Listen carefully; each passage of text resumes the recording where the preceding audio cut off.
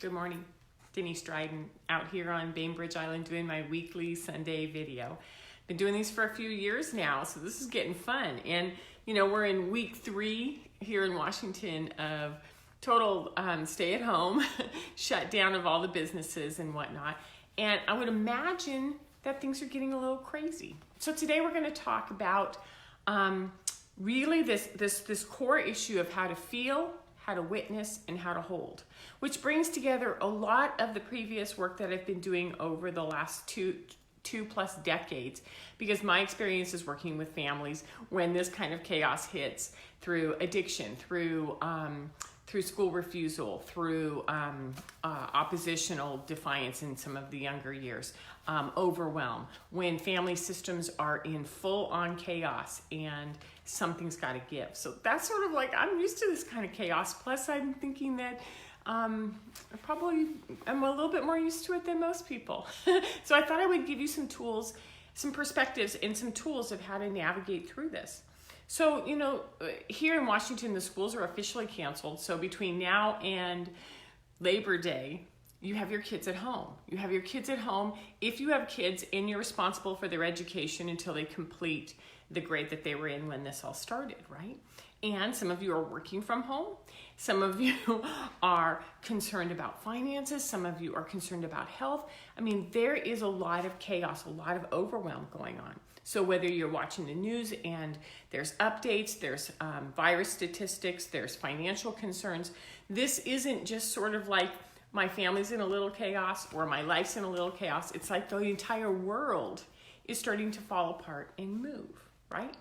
And it's moving in directions that cause overwhelm, causes overload, a little bit of fear, a little bit of worry, and kind of, especially if you're home trying to take all this on for the first time and you've had schools and you've had daycare and you've had systems that have been helping you, this is really, really hard, right? It's like the biggest challenge you've ever gone through. And these challenges are on a minute by minute, hour by hour, daily basis, right? So I'm going to jump in here with an example that came up when I was writing this, that 3 kids, there was a period of time where in my marriage where I had 3 kids, and we decided we were going to remodel the daylight basement, which means we're going to move everything upstairs, including we had a home-based business. So all of this was supported by a office that my husband worked in full-time. So I was fortunate. I had the ability to work in the school and to work with my kids and to do kind of the radio and stuff that at work that I love to do. And we did this remodel, which meant that we had to take the entire second half of the house and pull it apart, right? We had to pull it apart and looking at time, looking at energy, looking at money, looking at how we're going to continue with his work, with the demolition that needed to be done. And we were going to turn it into this magnificent, master bedroom, 2 offices, and a TV room. So the vision was really good. We knew where we were going, but the demolition took more time. The discoveries of what was there, what wasn't there, of course, in any remodel is a surprise. It cost a lot more money. We were like, oh my God, how are we going to do this? And so it ended up being quite a huge challenge. And it wasn't just the challenge, it was the fact that everything came apart and there was no place to hold on to it. Because once you demolish it, once you open it up, like what's going on right now, once we demolish everything and we open it up, we look around and we're like, I don't even know how this is going to go back together. However, it's never going to go back the way that it used to be.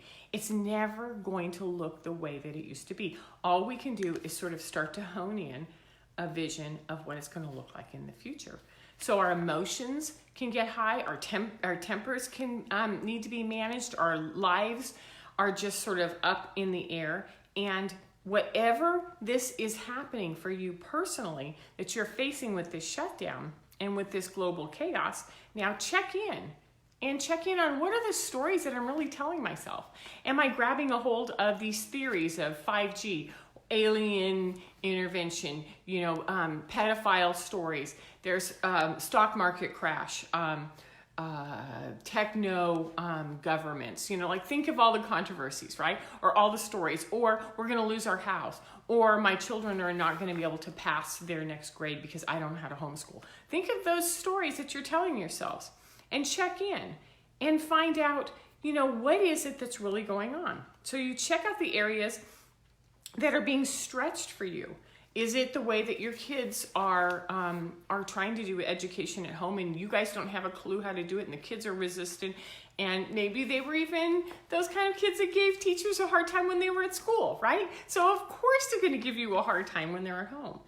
Are you working from home and trying to find a structure, a day of how do I begin work? How do I end work? How do I focus when there's noise and kids in the house? How do I deal with budgeting?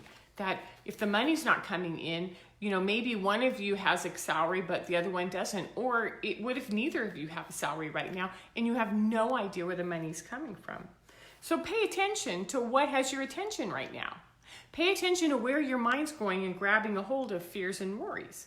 And are you making it big because you're in fear, or is there something else? So, over these last 2 years of videos, I've been doing a lot of work on, what has your attention?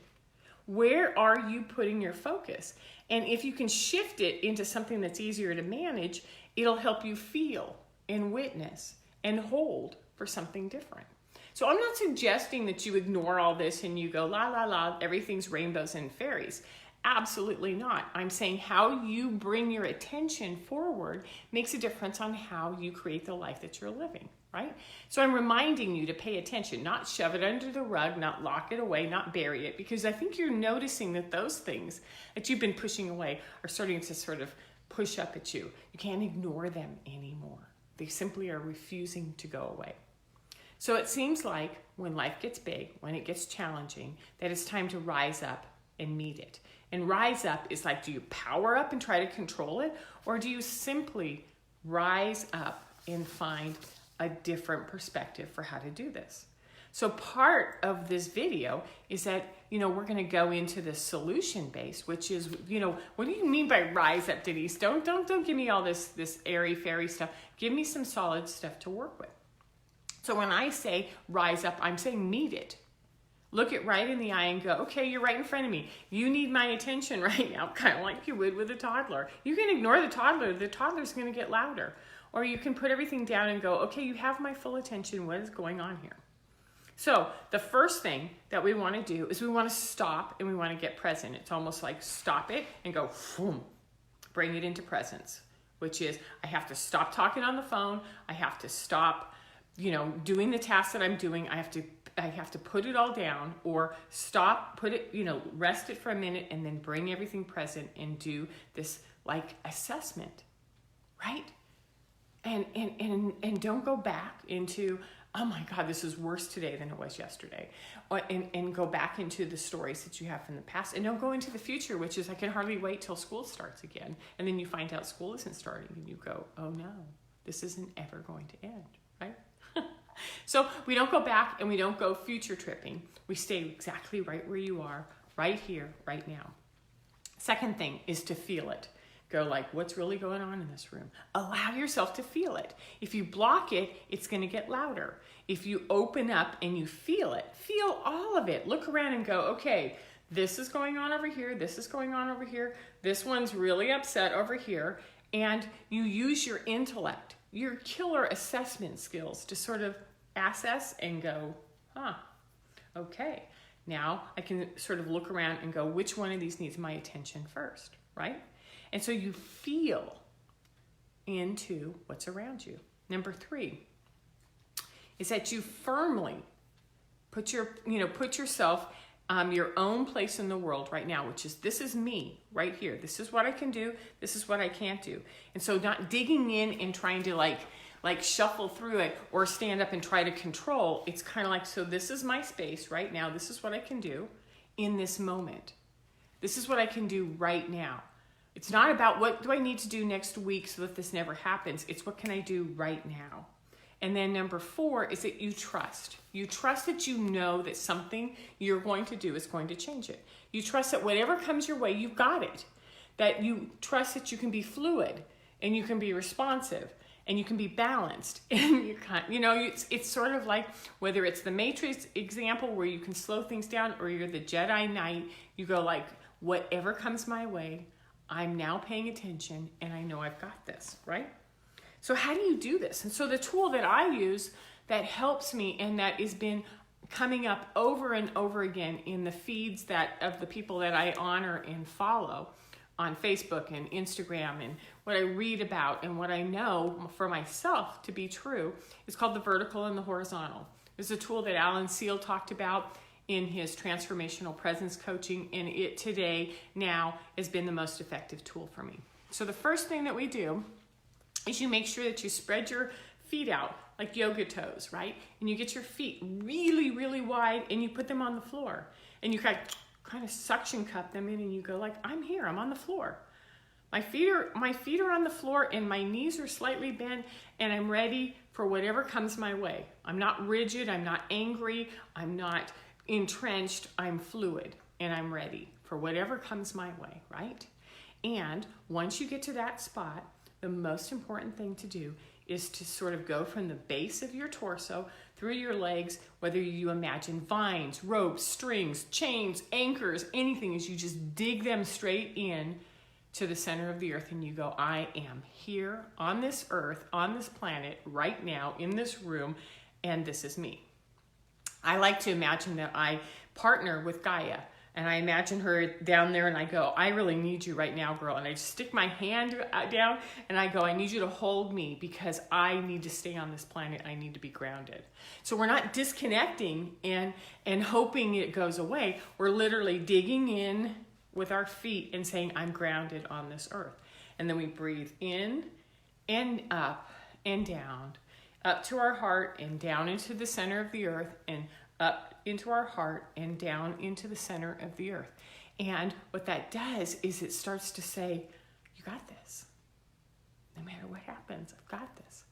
Now the second part, going vertical, is being able to go up through the chakras, through the third eye, up to whether it's Great Spirit, whether it's God, whether it's Yahweh, whether it's the galactic center, whether it's the Earth Mother or the Star Mother, whatever term works for you, you go up and you connect to a higher power, to something that is bigger than you are, and you bring that energy down. And what I like to do is I like to bring them down and up, stir them up inside my body, and trade them and go like, you can have some of this, and you can have some of this, and I'm the vehicle. So I become this vertical column. And this vertical column means that I have all of my energy and presence and intuition and skills coming in, and I'm grounded and I'm present on this earth. So once this vertical column is established, it's like I can slow motion everything down. Nothing gets in my way when that column's open. So the part about the horizontal is that from the heart center, from the center of your torso, you then move your arms out and you go like, so here I am on this earth plane, and what I can do right now is I can find out what is upsetting this child and give that child a little bit of my time.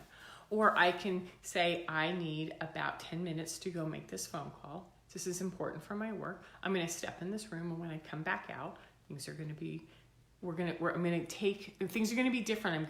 I'm going to take something one at a time with you.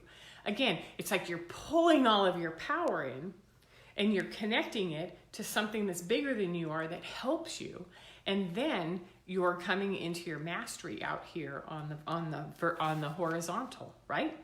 So when we run this energy and we allow both the vertical and the horizontal, the crossing point is right here, which is the heart of Dharma. This is where we are at our very best. It's when our heart is open, we trust our brain, we know that we're connected with our feet, we're able to do the tasks that are in front of us, and the only thing that matters is right here, right now, that's in present. So we feel what's going on.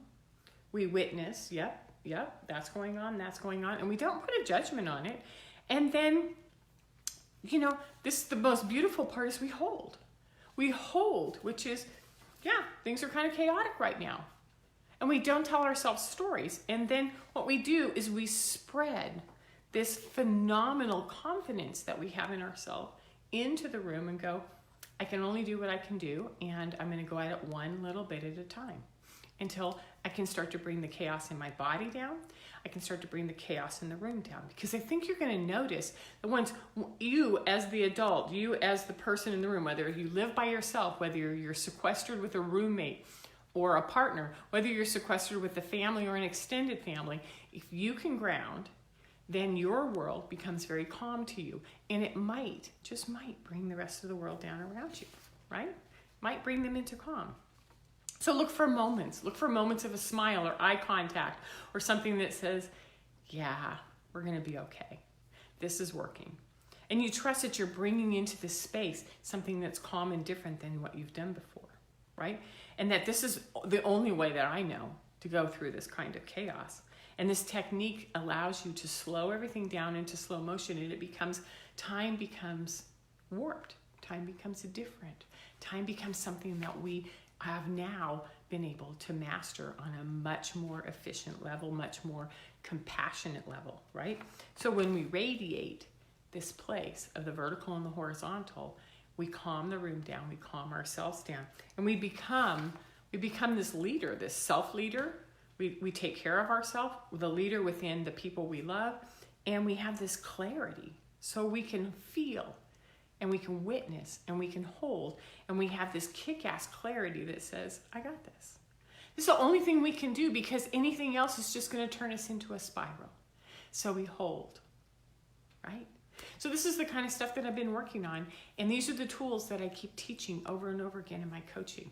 If this is valuable to you, go back and look at some of my videos. They're here on Facebook Live. They're also on YouTube. They're on LinkedIn. And you can also go to my website at DeniseDrydenCoaching.com. And if you need some personal one-on-one time, you let me know. That's what I'm here for, all right? You have a great Sunday. You get out there and enjoy this beautiful day. Take care. See you next week. Bye-bye.